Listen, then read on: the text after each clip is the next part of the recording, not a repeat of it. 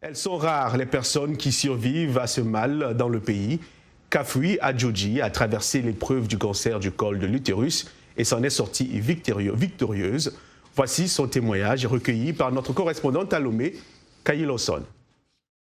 C'était en 2018-2019 que, après 2 ans de saignement, je suis allée voir le gynécologue de l'ATBF et c'est lui, après sa consultation, qui m'informait qu'il y avait une tumeur, il y avait quelque chose là-bas qui était accroché au col de mon utérus. C'est après le résultat de la biopsie maintenant qu'on m'a dit que ce que j'avais, ce qui saignait là-bas, c'était un cancer en fait et qu'il fallait s'en occuper.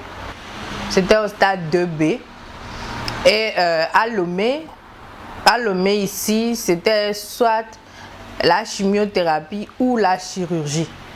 Donc c'est comme ça que j'ai décidé d'opter pour la radiochimiothérapie concomitante avec la curithérapie pour clôturer.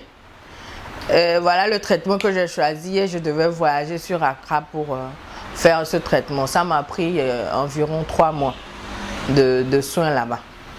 Il faut savoir qu'une fois qu'on a été malade d'une maladie grave comme ça et qu'on a fait des traitements avec des médicaments aussi agressifs, la chimio, la radiothérapie et tout ça, on a des séquelles qui restent pour la vie en fait.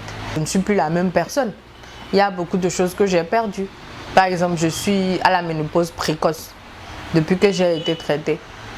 Les sensations de la femme et tout ça, j'ai tout perdu parce que j'ai plus d'hormones, etc. J'ai les effets secondaires des plaies qui sont restés. Ma peau, là où les rayons sont passés, ma peau n'est plus pareille.